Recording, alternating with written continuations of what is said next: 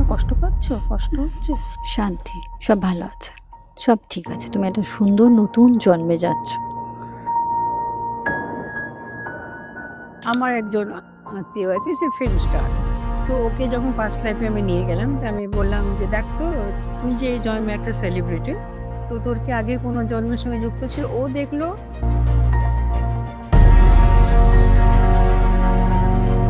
লাইফে গেলাম, তখন অদ্ভুতভাবে আমি দেখলাম যে আমি আকাশে বিবস্ত্র অবস্থায়, আমার সারা শরীরে কোনো বস্ত্র নেই, কোট নেই, আর আমি ধ্যান মগ্ন হয়ে আছি। আমি তো গিয়েছিলাম, বাট তারপরে আমার প্রচণ্ড ঠান্ডা লাগছিল, এখনও আমার প্রচণ্ড ঠান্ডা লাগছে।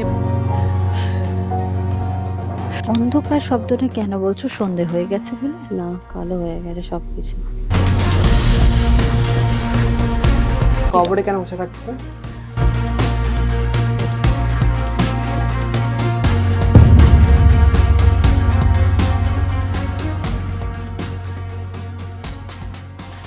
আজকের পডকাস্টটা একটু বিশেষ।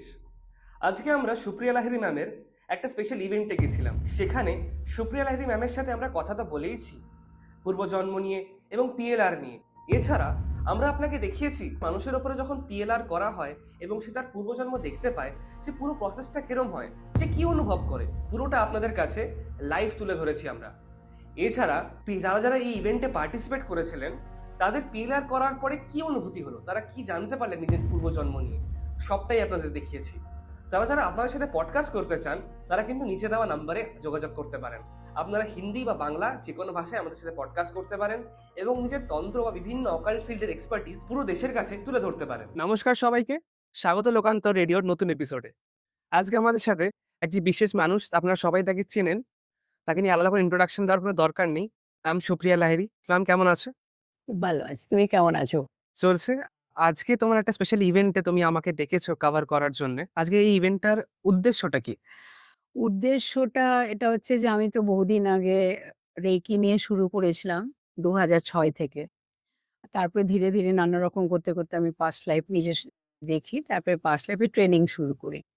অনেক পডকাস্ট করেছি, অনেক পডকাস্ট নানা রকমের ঘটনা, গল্প বলছি। এখানে আর গল্প বলছি না কিছু। আমি আসলে আজকে যেটা বলতে চাইছি, তোমাকে ডেকেছি আমি এইজন্য যে, আমি যে ট্রেনিংটা দিচ্ছি, সেই ট্রেনিংটা আমি কিভাবে করাই, সেটার জন্য ব্যাপার। আমি ট্রেনিং দিই, বাড়িতে দিই ট্রেনিং। আমার কাছে ৬ থেকে ৭ জনের বেশি আমি নিই না। যেহেতু আমি ১ টা মাস একটু গ্যাপ দেবো, বাড়িতে একটু আনন্দ অনুষ্ঠান আছে বলে। তো আমি ঠিক করলাম অনেককে একসাথে নিয়ে নিই। তাই আজকে আমি একটা ছোট ব্যাংকোয়েট হল বুক করে এখানে করছি।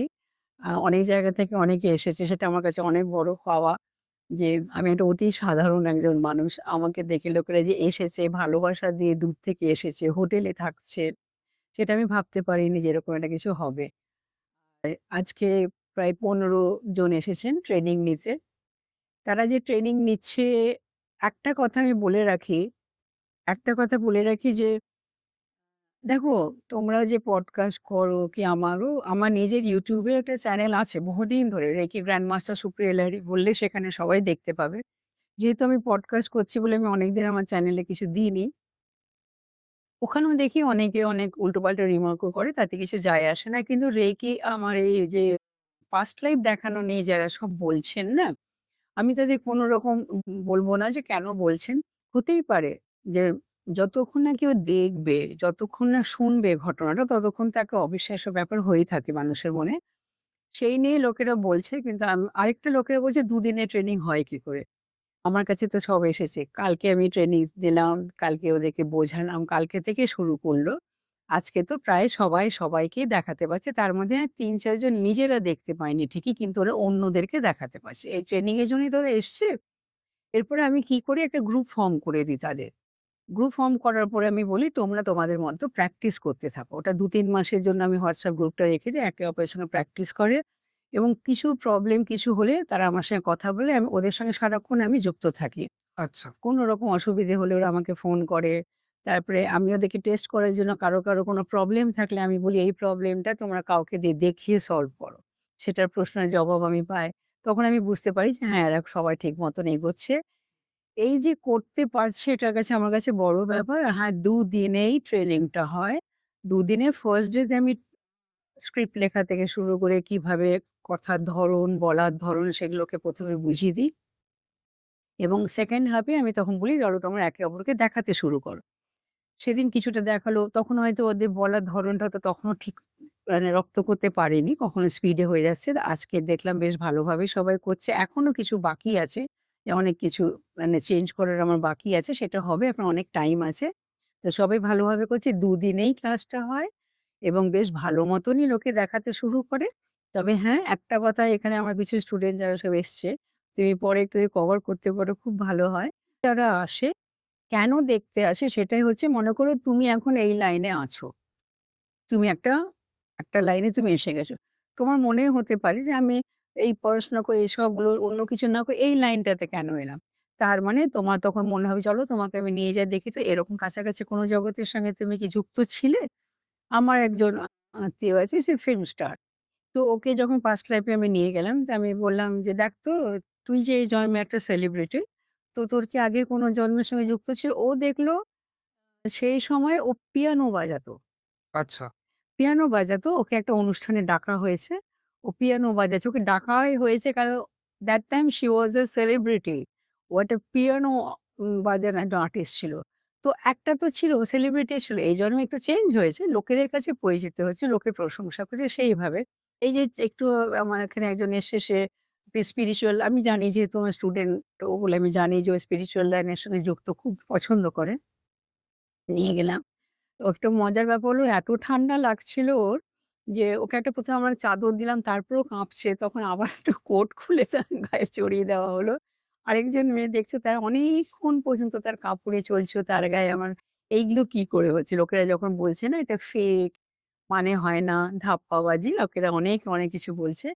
এই বলার আগে কিন্তু একটু ভেবে নেওয়া উচিত যে, যেহেতু আপনারা দেখেননি, বুঝতে পারেন না, সব জিনিসকে এভাবে না বলাটাই এতে আমাদের কিছু যায় আসে না। সেটাও ঠিক। আরেকটা কথা আমি দেখেছি লোকজন বলে যে, মানে দেখে লাভটা কি হবে? মানে কোনো সলিউশন হবে আমার লাইফের কোনো প্রবলেমের?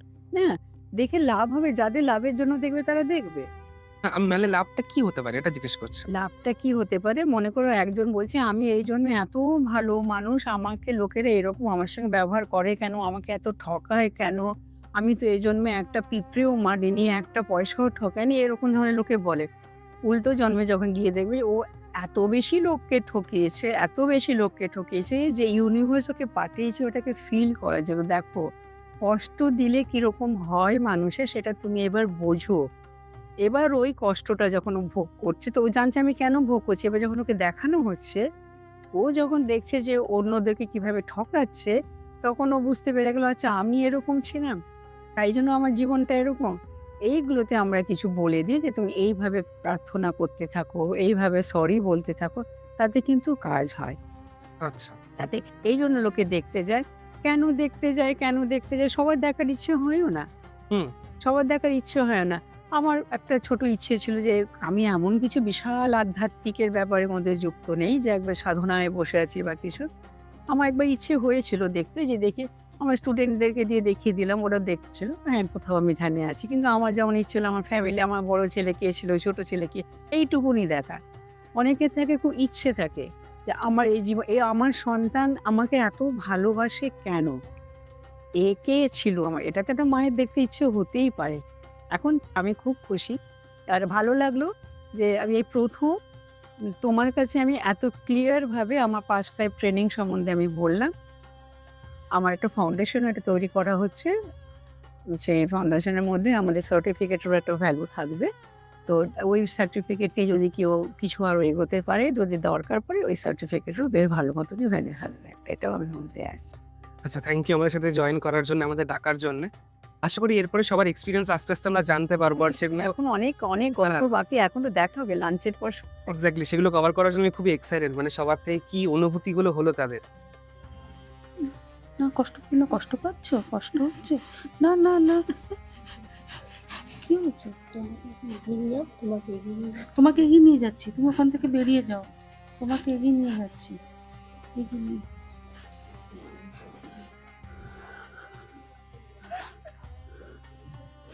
শান্ত হও, শান্ত।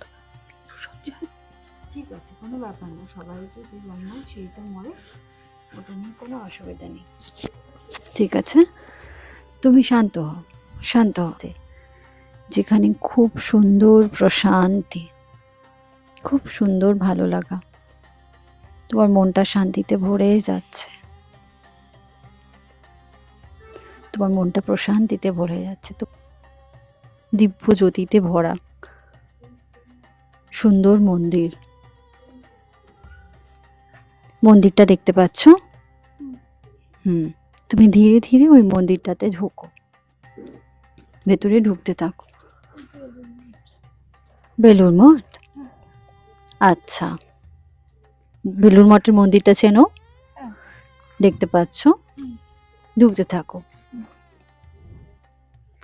ভেতরে ঢুকে দেখো তো কাকে দেখতে পাচ্ছ? পার্কের গাছগুলোর উপর অন্ধকার, কোনো ফুল নেই, শুধু গাছ আছে, গাছে ফুল নেই, পার্কে কেউ নেই। আর একটা স্লিপ দেখলে বললে কি হলুদ কালার? রঙের। কি হলুদ রঙের? সেটাও অন্ধকার। অন্ধকার শব্দটা কেন বলছো? সন্ধে হয়ে গেছে বলে? না, কালো হয়ে গেছে সবকিছু। কালো হয়ে গেছে? মানে তোমার কি মনে হচ্ছে ওখানে আরো কিছুর প্রেজেন্স আছে তোমার সঙ্গে? পুরো জায়গাতে আমি একা। পুরো জায়গা একা? বাচ্চারা খেলছে না না, পার্কে? কেউ নেই। তুমি একা দাঁড়িয়ে? হুম, আচ্ছা, সামনে একটা বাড়ি আছে, পার্কের সামনে। পার্কের সামনে বাড়ি আছে? বাড়িটা সাদা বাড়ি, বড়। সাদা বড়? হুম, আচ্ছা, কিরকম দেখতে? ফ্ল্যাটের মতো বাড়িটা, কিন্তু অন্ধকার, কালো। তুমি এগিয়ে যাও, বাড়িটার ভেতর ঢুকো তো। তুমি কি থাকো এই বাড়িটায়? না, আমি এখানে এসেছি। এসেছো, তোমার কিরকম লাগছে? তুমি ঢুকো, ঢুকে দেখো তো তুমি কি দেখতে পাচ্ছ। একটা রুম, হুম একটা ঘর, হুম বলো, আর কি দেখছো বলতো, একটু বর্ণনা করতে থাকো। ঘরে অনেক কিছু আছে কিন্তু আমি দেখতে পাচ্ছি না। তোমার সামনে পরিষ্কার হয়ে যাচ্ছে, দেখো তো ভালো করে, একদম কাঁচের মতো পরিষ্কার হচ্ছে। সামনে একটা জানলা কাচের, বড়। বাঁদিকে একটা টেবিল, ডাইনিং টেবিল। অন করো। হুম, করেছো? কি দেখছো এবার বর্ণনা করো। জানলার নিচে কিছু ফার্নিচার রাখা আছে। বাঁদিকে সব কিচেন হতে পারে। কিচেনটা পুরোটাই কালো। কালো কেন, মানে কিছু আছে বলে ফিল হচ্ছে নাকি এমনি কালো রং করা? কালো, পাশটা দেখাই যাচ্ছে না।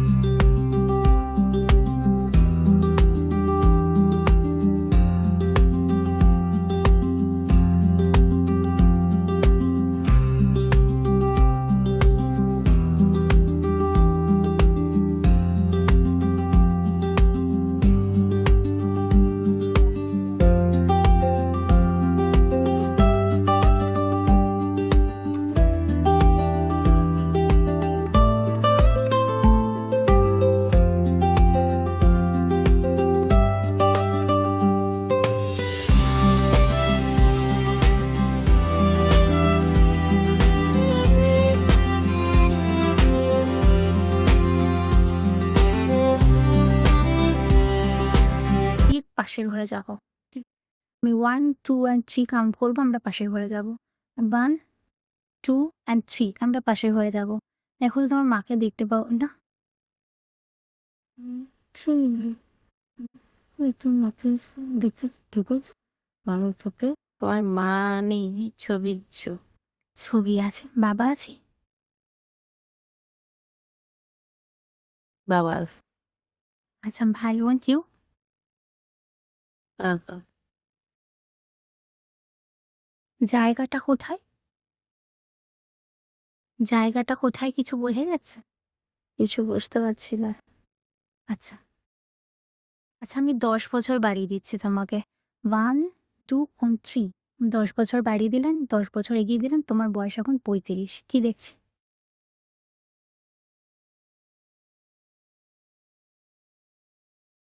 তুমি সিংহাসনে বসো। সিংহাসনে বসা। তুমি রানী ও প্যালেসের? আচ্ছা, আশেপাশে সামনে প্রজারা রয়েছে? মাছ না?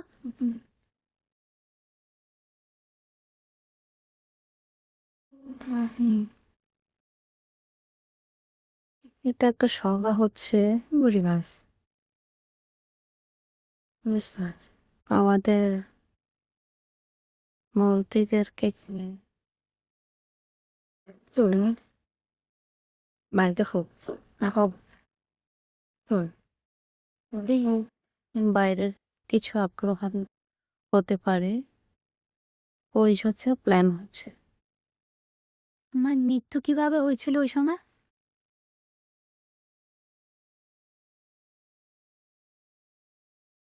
আমি সেই জায়গায় নিয়ে যাচ্ছি যেখানে তোমার মৃত্যু হয়েছিল।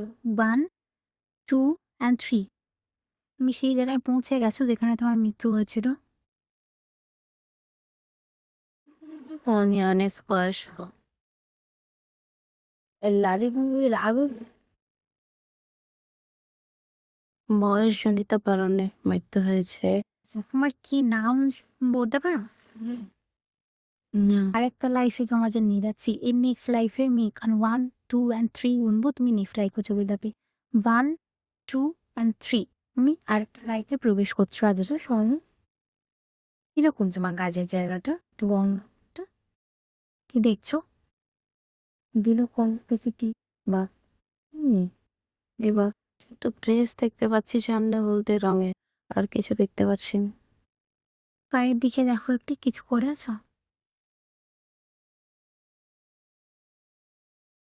একটা ডিপ ব্রেথ নাও। অনেকটা গোড আছে না? এটা একটা চোখ টান। বাচ্চা, তোমার বাড়ি ফিরে যাই আর জন্মিয়ে সামনে ঘুরো তো, আশেপাশে কোনো বাড়ি দেখতে পাচ্ছ কি না? বলতে তোর এখনই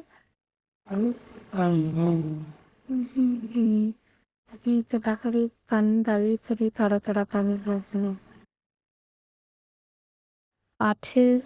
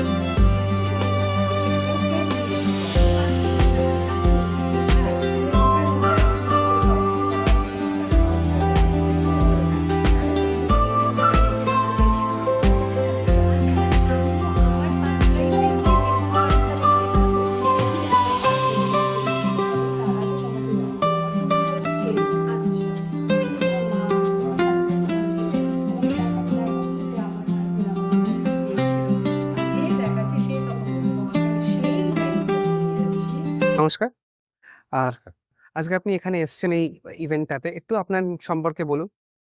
আমি নাকতলাতে থাকি।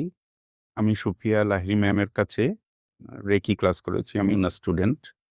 আমি উনার 2nd ডিগ্রি অব্দি রেকি করেছি। প্র্যাকটিসও করি। আজকে এসছি আমি পাস্ট লাইফ রিগ্রেশন ট্রেনিং করছি। গতকাল থেকে শুরু হয়েছে। আজকে 2nd ডে, আজকে লাস্ট ডে ফাইনাল। আচ্ছা, আপনার অভিজ্ঞতাটা একটু আমাদের সাথে শেয়ার করুন। খুবই ভাল লাগলো। গতকাল আমি গেছিলাম পাস্ট লাইফে, কিন্তু ধোঁয়াশা দেখছিলাম। কিছু আলো দেখলাম। উম ভালোই লাগছিল যে যেতে পেরেছি। এটাই একটা অন্যরকম অনুভূতি। আজকে শুরুটা ভালোই হচ্ছিল। আস্তে, আস্তে ধীরে, ধীরে যখন আমি পাস্ট লাইফে চলে গেলাম, তখন আমি একটা লাইফে গিয়ে দেখলাম যে আমার একটা সিম্পল একজন পায়জামা পাঞ্জাবি পরা একজন ভদ্রলোক, ৪০ ঊর্ধ্ব ভদ্রলোক একটা ফ্ল্যাটের মতো কলকাতারই মনে হয় গলি, সেরকম দেখতে পেলাম। সেই একটা ফ্ল্যাটের মধ্যে গিয়ে আমি থাকি না, একটা অন্য কেউ একজন স্ট্রেঞ্জার একটা ফ্যামিলির ঘরের মধ্যে আমি ঢুকে পড়েছি। সেখানে এদিক ওদিক তাকাচ্ছিলাম, অনেক কিছু দেখতে পেলাম। একটা পন্ড, নারকেল গাছ। তো কিন্তু নিজের সাথে রিলেট করতে পারিনি। কিন্তু যাদেরকে দেখেছি তারা এই জন্মে আমার আত্মীয়। আচ্ছা, তো এটা আপনি বুঝতে কি করে পারলেন যে মানে কারণ তাদের সাথে সিমিলারিটি আছে। আমি আমার মাসিকে দেখতে পেলাম। আমার মাস্তুতো দাদাকে দেখতে পেলাম যে তারা ম্যাম আমাকে দেখালেন চারদিকে ঘুরিয়ে কিভাবে। কিন্তু একটা জিনিস যেটা দেখতে পেরেছি যে ওটা ১৯৭৩ সাল, আচ্ছা, 1973। তো আর বাংলা লেখা দেখেছি ক্যালেন্ডারের মধ্যে। তখন বুঝতে পেরেছি এটা বাংলার মধ্যে আছি। আচ্ছা। কলকাতারই অলিগলি সেরকম কিছু লাগলো। ফ্যামিলিয়ার প্লেস, কিন্তু নিজেকে রিলেট করতে পারি। তারপর ম্যাম আমাকে হঠাৎ নিয়ে গেলেন, যেহেতু আমি একটু এই উম এখন আধ্যাত্মিকতার সাথেও আছি জড়িত। তো সেইজন্য উনি আমার পাস্ট লাইফে আমি কি ছিলাম সেটা দেখার জন্য উনি নিয়ে গেলেন আমাকে আরেকটা লাইফে। যখন আরেকটা লাইফে গেলাম, তখন অদ্ভুতভাবে আমি দেখলাম যে আমি আকাশে বিবস্ত্র অবস্থায়, আমার সারা শরীরে কোনো বস্ত্র নেই, হ্যাঁ? ক্লথ নেই। আমি ধ্যানমগ্ন হয়ে আছি। আমাকে একটা গোল আলোর মতো কিছু একটা ঘিরে আছে। আর আমি নিজেকে মাটিতে দেখতে পাচ্ছি না। আমি আকাশে ভাসছি। আকাশে ভাসছি, আর জন্মান্তর ধরেই মনে হচ্ছে আমি ওখানে ধ্যান করছি অনেকদিন ধরে। আর একদম পরমাত্মার সাথে লীন হয়ে গেছি সেরকম। আমার মাথার থেকে জ্যোতি বেরোচ্ছে সেই ধরনের। আর আমি জগতের সাথে কোনো আমার নিজেকে রিলেট করতে পারিনি। আমি সবসময়ই দেখছি যে আমি পরমাত্মার সাথে মিশে গেছি। এবার ম্যাম যখন জিজ্ঞেস করলেন কত বছর ধরে আমি ওখানে ধ্যান করছি, সেটা আমি বলতে পারিনি। আমার মনে হচ্ছে আমি অনেক যুগ ধরে ওখানে ধ্যানরত অবস্থায় আছি। এবার উনি আমাকে একটু পেছনের দিকে, আরো স্টার্টিংটা কিভাবে এলাম, এই জগতে কি করে এলাম, ধ্যান কবে থেকে শুরু করলাম, এটা যখন উনি বললেন, তখন আমাকে তৎক্ষণাৎ নিয়ে চলে গেলেন একটা জায়গায়। আমি দেখতে পাচ্ছি আবছা যে আমি মানে I was a sage. আমি একজন আচ্ছা, আমি সাধক, একজন সাধক ছিলেন। ঋষির মতো সুঠাম দেহ, আর দাড়ি, লম্বা দাড়ি, কাঁচা পাকা দাড়ি, জটাধারী, বিশাল জটা পাকিয়ে আছে, সাদা জটা। নিজেকে দেখতে পেলাম সেখানে একটা কোমণ্ডলুয়া হাতে কিছু একটা কাঠের একটা কিছু ধরে আছি। আমার পায়ে খড়ম। বস্ত্র যেটা দেখলাম সেটা হচ্ছে একজন সাধু যেরকম বস্ত্র পরে, খুব সুন্দর দিব্য সাধুর মতো আমি নিজেকে দেখতে পেলাম। আর উনি দেখছি যে একটা পাহাড় বেয়ে ওপরে উঠছেন, কিছু একটা খুঁজে বেড়াচ্ছেন। হয়তো কোথাও একটা, কারণ চারিদিকে দেখছি বরফ। বরফ পড়ছে দূরে, বড় গাছ। আমার সামনেও দেখছি বড় পাইন ট্রির মতো দেখতে পেলাম। এটা কি হিমালয়ের কোনো রিজন? হিমালয়ান কোনো রিজিয়ন দেখেছি। মনে হচ্ছে হিমালয়ান রিজিয়ন কোনো আ আ ঠিক জায়গাটার নাম বলতে পারছি না। কিন্তু আমি দূরে দেখতে পাচ্ছি যে সাদা পাহাড়। তার মধ্যে কিছু গাছ দেখতে পাচ্ছি। আর আমি খুঁজে বেড়াচ্ছি যে কোনো একটা জায়গা যেখানে হয়তো আমি সাধনার জন্য বসবো। সেরকম একটা জায়গা। তো ম্যাম যখন বললেন যে, "দেখো তুমি এই ঠান্ডার থেকে বাঁচার জন্য কোনো একটা জায়গায় যাও।" তখন আমি দেখতে পেলাম সামনে একটা কুঠিরি। নেক্সট আমি যেটা দেখতে পেলাম যে কুঠিরে বসে আছে, সেখানে ধুনি জ্বলছে। এবার ধুনিটা পেয়ে আমার একটু গায়ে কারণ আমার পুরো শীতকাটা দিয়ে উঠেছিল, গা কাঁপছিল, বডি খুব শিভার করছিল ঠান্ডাতে। এবার ধুনির সামনে আমি দেখতে পেলাম নিজেকে যে আস্তে, আস্তে আমি ওখানে ধ্যানে বসেছি। তারপরে আর কিছু মনে নেই। কারণ কত বছর ধরে ধ্যান করছি সেটা আমি জানি না। এবার ম্যাম আমাকে সেখান থেকে আস্তে, আস্তে বের করে নিয়ে এটা তার মানে একটা খুব অদ্ভুত একটা ওয়ান্ডারফুল জার্নি আমার মনে হয়। খুবই ওয়ান্ডারফুল জার্নি। এরপর যেখানে নিয়ে এলেন আমি বলতে ভুলে গেলাম যে এই, এই জীবনে এবার আমি কি করতে চাই সেরকম, কারণ উনি আমাকে সাজেস্ট করছেন যে, "তুমি কি আধ্যাত্মিকতায় থাকবে? তোমার তো সংসার আছে, এইসব আছে।" তখন আমি উনার যা আমাকে যেন কেউ একজন বলে দিচ্ছেন যে, "এদের কাছে সব আছে। ভগবানই ওদেরকে দেখছেন। তো আমার একটা আলাদা পথ আছে। সেই পথেই তার জন্য আমাকে আবার জন্ম নিতে হয়েছে। কোনো একটা কাজ আছে আমার। এখনো বাকি আছে।" তো স্পিরিচুয়াল লাইফে। স্পিরিচুয়াল লাইফ এ হয়তো কোনো একটা মনে হচ্ছিল উনি জিজ্ঞেস করছিলেন বারবার যে, "কাজটা কি? কেন আমি এখানে এসেছি? এই জন্ম নিতে হয়েছে?" তখন আমি দেখলাম যে লোকের কল্যাণের জন্য কিছু একটা করার কিছু আছে। কিন্তু সেটা কি সেটা আমাকে বুঝতে পারছিলাম না। মানে সেটা আমাকে বলেননি। তবে কিছু একটা আছে সেরকম। হুম। ওকে। এই যে আপনি প্রসেসটা থ্রু দিয়ে গেলেন এতক্ষণ, মানে এই জার্নিটা মানে কিরকম ছিল? ওয়াজ ইট স্মুথ? মানে খুব স্মুথ ছিল ব্যাপারটা? দেখুন আজকে তো আমরা সবাই এখানে আছি, সবাই নবিশ। মানে নতুন শিখছি। কালকে সবেমাত্র একটু দেখার চেষ্টা করলাম কাউকে, আবার নিজেও দেখার চেষ্টা করলাম। তো সবাই নতুন। এবার যত প্র্যাকটিস করছি তত নিজের ক্লিয়ার হচ্ছে। হ্যাঁ? কথা বলার স্টাইলটা যেটা ম্যাম অনায়াসে নিয়ে চলে যাচ্ছে। সেই জিনিসটা তো আমাকে যিনি দেখালেন, সেও ১ম থেকে একটু তাড়াতাড়ি শুরু করেছিল, কিন্তু আস্তে, আস্তে ধীরে, ধীরে যতই প্র্যাকটিস করছিল তত আমি মনে হচ্ছে আমি ট্রান্সে চলে যাচ্ছি। এবার আমি চলেই গেছি। এবার হঠাৎ ম্যাম হয়তো একটা আমি অন্য গলা শুনলাম। ওটা মনে হয় ম্যামই, তখন বুঝতে পারিনি আমি। কিন্তু আমার মনে হচ্ছিল যে আরো বেশি গভীরে চলে গেছি। তো একটা অন্যরকম ফিলিংস, নতুন কিছু শিখলাম, নিজে এক্সপেরিয়েন্স করলাম। এবার আশা করি সবাইকে ওটাও এক্সপেরিয়েন্স করাতে পারবো। ওয়ান্ডারফুল। নমস্কার। নমস্কার। আপনি কোথা থেকে এসছেন? আমি ট্যারো কার্ড রিডার রিয়া বিশ্বাস। আমি দমদম এয়ারপোর্ট থেকে এসেছি। আচ্ছা। আপনার আজকে এখানে আসার কারণ কি একটু জানতে পারি? অ্যাকচুয়ালি আমি সুপ্রিয়া ম্যামের কাছে পাস্ট লাইফ রিগ্রেশন কোর্সটা করতে এসেছি। অ্যাকচুয়ালি আমি অনেক বছর ধরেই, অনেক বছর না, বিগত ১-১.৫ বছর ধরে মানে আমি খুঁজছিলাম যে ভালো আর কি টিচার আমি কোথায় পাই। সো হঠাৎই ম্যামের কনট্যাক্ট আমি পাই। তো ম্যামের কাছে এসে আমার খুব ভালো লাগছে এবং আমি নিজেও আর ৫ জনকে দেখাতে পেরেছি এবং নিজেও দেখতে পেরেছি। আচ্ছা। ম্যামের বিহেভিয়ার, সমস্ত অ্যাটমসফিয়ার সমস্ত কিছু খুবই ভালো, খুবই পজিটিভ এবং ম্যাম ম্যাম মানে স্পেশালি খুবই ভালো বিহেভিয়ার। সবার সাথে খুব সুন্দর করে আরকি উনি ক্লাস করিয়েছেন আমাদের। আর রিসেন্টলি আমি এক্ষুনি একটা সেশন নিয়েছি। তুমি আজকে যে কারণে এসছো পাস্ট লাইফ রিগ্রেশন মানে পাস্ট লাইফ দেখার জন্যে। তো তুমি বলো তোমার আজকের এক্সপেরিয়েন্সটা কেমন হলো? আজকে এক্সপেরিয়েন্স আমি তো গিয়েছিলাম। বাট তারপরে আমার প্রচন্ড ঠান্ডা লাগছিল। এখনো আমার প্রচন্ড ঠান্ডা লাগছে। মাথা প্রচন্ড যন্ত্রণা করছে। এই জিনিসগুলো আজকে আমার হয়েছে। আচ্ছা, তুমি একটু যদি একটু এক্সপ্লেইন করো যে তুমি কি দেখতে পেলে? প্রসেসটা কেমন ছিল তোমার? প্রসেসটা তো খুবই স্মুথ। কোনো ভয়ের কোনো ব্যাপার নেই। খুবই স্মুথ, খুবই সুন্দর। বাট আমার ভিশনটা হচ্ছে আমি দেখেছি যে আমি একটা ছোট বাচ্চা মেয়ে ৫-৬ বছরের। তো আমি গেছি। বাট আমার কাছে পুরোটা এখনো ক্লিয়ার হয়নি। আমার প্রচন্ড ঠান্ডা লাগছিল, মাথা প্রচন্ড যন্ত্রণা করছিল। সেইজন্য আমি পুরোটা মানে ক্লিয়ার করতে পারিনি। আমাকে ফিরে আসতে হয়েছে। আচ্ছা। It was a wholesome experience. দারুণ। Thank you. তুমি আজকে এখানে সুপ্রিয়া ম্যামের ইভেন্টে এসছো। তুমি তোমাকে নিয়ে কিছু একটু বলো আমাদেরকে। আচ্ছা, আমার নাম প্রিয়াঙ্কা সরকার মণ্ডল। আমি এসেছি বরানগর থেকে। আমি অকাল সায়েন্সে বরাবরই আমার খুব ইন্টারেস্ট ছিল, তাই আজকে এখানে এসে উপস্থিত হয়েছি পাস্ট লাইফ রিগ্রেশন শেখার জন্য। এই পাস্ট লাইফ রিগ্রেশন সম্পর্কে আমার বরাবরই ইন্টারেস্ট ছিল, কারণ আমি জীবনে অনেক জায়গায় স্টাক, যদি কোনোভাবে কোনো প্রশ্নের উত্তর পাওয়া যায়, তাই বরাবরই ইন্টারেস্ট ছিল। আচ্ছা। তোমার আজকের এক্সপেরিয়েন্সটা একটু আমাদের বলো। আজকের এক্সপিরিয়েন্স সত্যি খুব ভালো।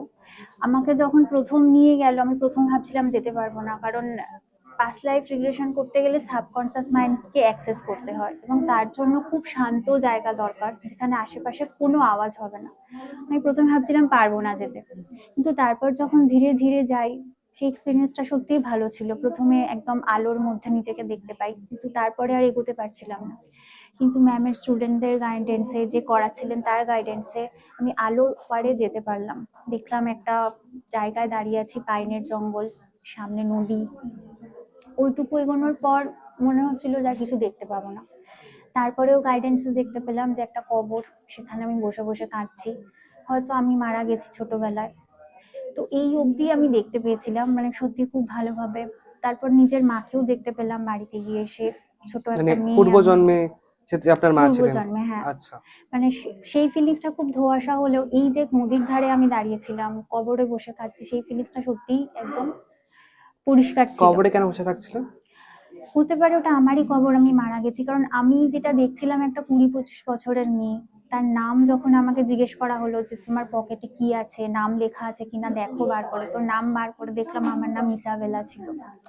আচ্ছা, তো আপনি এই কান্ট্রিতে ছিলেন, বেঙ্গলে ছিলেন নাকি বাইরে হ্যাঁ, ছিলেন? কান্ট্রিটা আমি দেখতে পাইনি, কোন আচ্ছা। কান্ট্রিতে আমি ছিলাম, শুধু এইটুকু দেখতে পেলাম, নদীর ধার, পাইনের জঙ্গল।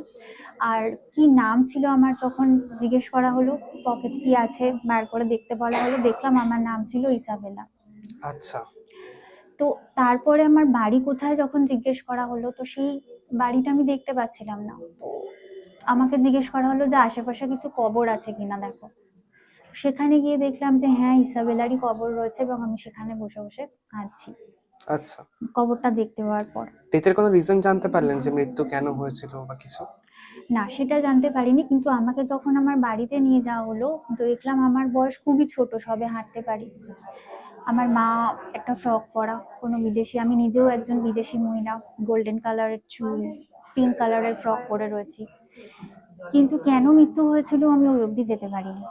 আচ্ছা, মানে আজকে আপনি এতটা দেখেছেন। হ্যাঁ, আজকে আমি এটুকু আপনার দেখেছি। মানে কোনো ফিলিংস হলো কোনো রকম এই হ্যাঁ, আমার ছাড়তে? প্রচন্ড কষ্ট হচ্ছিল, আমি কাঁদছিলাম। কেন আচ্ছা। হচ্ছিল, আর প্রচন্ড ঠান্ডা লাগছিল, হাতের পাতা, পায়ের পাতা ভীষণ ভাবে ঠান্ডা হয়ে যাচ্ছিল একদম। এটা কি কবরের থাকার সময়? হ্যাঁ, কবরে থাকার সময় আচ্ছা। প্রচন্ড কষ্ট হচ্ছিল, কেন হচ্ছিল, এবং ওখান থেকে যখন আমার পরের জন্মটায় যেতে বলছিল, আমি ওইখান থেকে যেতে পারছিলাম না, যে নেক্সট জন্মে যে কি হয়েছিল, কেন আমি আমার এই প্রশ্নের উত্তর পাচ্ছি না, সেটা আমি যেতে পারিনি। কিন্তু ওই অবধি ফিলিংসটা সত্যি কষ্টের ছিল, আর মারাত্মক বডি ঠান্ডা হয়ে যাচ্ছিল। আচ্ছা, মানে এক্সপিরিয়েন্সটা আপনার জন্য খুব স্মুথ ছিল, আজকে আপনি ইজিলি যেতে পেরেছিলেন। হ্যাঁ, আমি ইজিলি যেতে পেরেছি, আমার জন্য স্মুথ ছিল। আচ্ছা, সুপ্রিয়া ম্যামের কে আমি প্রথম ওনার কথা জানতে পারি একটা পডকাস্ট দেখে। তো আমার এই পাস্ট লাইফ রিগ্রেশন অফলাইনে শেখার ইচ্ছা ছিল, অনলাইনে সবকিছু আমার ভালো লাগে না, আমি বিশেষ করে অফলাইনে ইন্টারেস্ট পাই। তো উনি যেহেতু অফলাইনে করায়, আমি খুব ইন্টারেস্টেড হয়ে ওনার সাথে যোগাযোগ করি। তো বহুদিন ধরেই আমি খুব শেখার জন্য ট্রাই করছিলাম, কিন্তু সিট পাচ্ছিলাম না। তো এই ডিসেম্বর মাসে এসে ওনার সিট পাই আমি। তো ওই প্রথম দুদিন ওনার সাথে জয়েন করি আমি 27-28। আচ্ছা। সে যদি মনে করো সেটাতে যদি খরচ করতে পারে তবেই দেখবে। তখন মানুষের মনে হয় কেন দেখছে ব্যাপারটা না। আবার এটাও হয়, আমাদের স্টুডেন্টরা যেমন এখানে এসে একে অপরকে দেখাচ্ছে, বন্ধু বান্ধবদেরকে দেখাও না, কি আছে তাতে।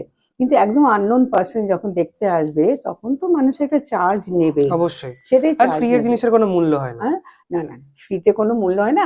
আমি যখন নতুন ট্রেনিং নিয়েছিলাম, তখন আমি 35 জনকে ফ্রি দেখিয়েছিলাম। এত ফ্রি দেখিয়েছিলাম, তখন সবাই এত ভালো দেখতো, কি ভালো। যখন আমি পয়সা নিয়ে দেখা শুরু করলাম, তখন সবাই কি কালো, কিছুই দেখতে পাচ্ছি না, অন্ধকার। তাহলে ফ্রিতে তো সবাই সব কিছু দেখতে পাচ্ছিল, যেই আমি টাকা নিতে শুরু করলাম, তোমরা কিছুই দেখতে পাচ্ছ না। তখন আমার স্যার বলেছিলেন যে আপনি ফ্রি দেখি না, আপনার অরাটাকে পাস্ট লাইফে একটা ফ্রি সেশন করে রেখে দিয়েছে, শুরু করুন করতে। এখন টাচুট, এখন সত্যি আমি মানে ঈশ্বরের কৃপায় আমি খুবই ভালো করছি। হ্যাঁ, আমি আবার আগে মতন বলছি, সবাই দেখতে পায় না, কিন্তু ওইটা কেউ ভেবে না যাক যে আমি দেখতে পাই না, আমি কি দেখতে পাবো না। সে নিশ্চয়ই দেখতে পাবে, ধৈর্য থাকা থাকে যে টিচারের। এখানে কয়েকটা ক্লাসের মধ্যে আমি দেখছিলাম একজন নিয়ে যেতে পারছিল না, কিন্তু আমি বুঝে গেছি, ঢুকে যখন গেছে যাবে, এবার একে রাস্তা দেখাতো, এই রাস্তা না, ওই রাস্তা না, সেই রাস্তা না। ওটাই তো ট্রেনিং। ওটাই তো ট্রেনিং। কেউ কেউ বলে এটা দেখো না কি ব্যাপার আছে, দেখাও না, আমি তোমাকে বলছি। একজনকে আমি এখানে বললাম শুয়ে থাকো, তুমি দেখাতে পারবে তাকে? কিভাবে নিয়ে যাবে? তুমি ভাই পাস্ট লাইফ দেখতে শুরু করো, চোখ বন্ধ করো, ও তো কি দেখবে সে? এনাকে বললেন চলো ভাই তোমাকে স্বপ্ন দেখায়। স্বপ্ন তো দেখানো যায় না, স্বপ্ন তুমি দেখলে অর আমি তোমাকে পাস্ট লাইফে নিয়ে গিয়ে তোমার জীবনী দেখাতে শুরু করলাম। আচ্ছা, এটা কি কোনো টাইপের হিপনোসিস প্রসেস? কিছুটা হিপনোসিস নিশ্চয়ই থাকে, মানে একটা ট্রান্সের মধ্যে নিয়ে যাওয়াটাকে আমরা হিপনোসিস যেরকম বলি, এটা ট্রান্সের মধ্যে নিয়ে যাচ্ছি। আমি এই হল ঘরে সবাই বসে আছে, এই হল ঘরে এত আলো জ্বলছে চারিদিকে, ও কি করে দেখবে? ওকে এই হল ঘর থেকে মনটাকে একটা ব্ল্যাঙ্ক করে দিতে হবে, সেটা একটা মেডিটেশনের মাধ্যমে আমরা করাই। ধীরে ধীরে ধীরে ধীরে ধীরে এটাই এরা শিখছে বলেই করতে পারছে। এটাই কালকে সারাদিনের ধরনের ট্রেনিংটা হলো, কিভাবে বলবে, লেখো স্ক্রিপ্টগুলো করে ওরা প্র্যাকটিস করলো বলে আজকে সবাই দেখাতে পারছে। আচ্ছা, খুবই ভালো দেখাতে পারছে। আর হচ্ছে হ্যাঁ, আমি আবার আগে মতন বলছি, সবাই দেখতে পায় না, কিন্তু ওইটা কেউ ভেবে না যাক যে আমি দেখতে পাই না, আমি কি দেখতে পাবো না, কারণ সে নিশ্চয়ই দেখতে পাবে, সে নিশ্চয়ই দেখতে পাবে। ধৈর্য থাকা থাকে সে টিচারের। এখানেই কয়েকটা ক্লাসের মধ্যে আমি দেখছিলাম একজন নিয়ে যেতে পারছিল না, কিন্তু আমি বুঝে গেছি ঢুকে যখন গেছে যাবে, এবার একে রাস্তা দেখাতো, এই রাস্তা না, ওই রাস্তা না, সেই রাস্তা না।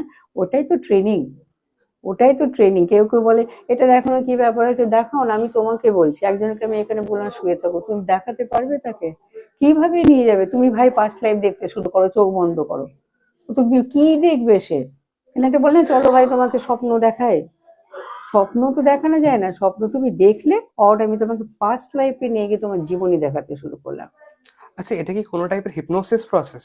কিছুটা হিপনোসিস নিশ্চয়ই থাকে, মানে একটা ট্রান্সের মধ্যে নিয়ে যাওয়াটাকে আমরা হিপনোসিস যেরকম বলি, এটা ট্রান্সের মধ্যে নিয়ে যাচ্ছি। আমি এই হল ঘরে সবাই বসে আছে, এই হল ঘরে এত আলো জ্বলছে চারিদিকে, ও কি করে দেখবে? ওকে এই হল ঘর থেকে মনটাকে একটা ব্ল্যাঙ্ক করে দিতে হবে, সেটা একটা মেডিটেশনের মাধ্যমে আমরা করাই।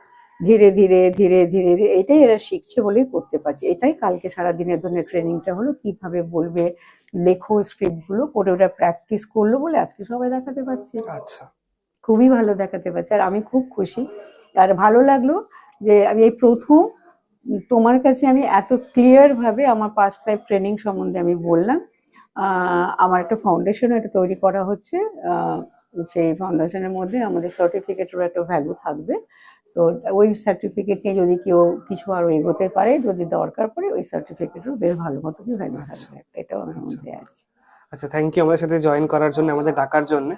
আশা করি এরপরে সবার এক্সপিরিয়েন্স আস্তে আস্তে আমরা জানতে পারবো, হ্যাঁ আর নিশ্চয়ই, সেগুলো এখন অনেক অনেক গল্প হ্যাঁ। বাকি, এখন তো দেখা হবে লাঞ্চের পর শুরু হবে এক্স্যাক্টলি, দেখা। সেগুলো কভার করার জন্য আমি খুবই হ্যাঁ, এক্সাইটেড, মানে হ্যাঁ। সবার থেকে কি অনুভূতিগুলো হলো তাদের।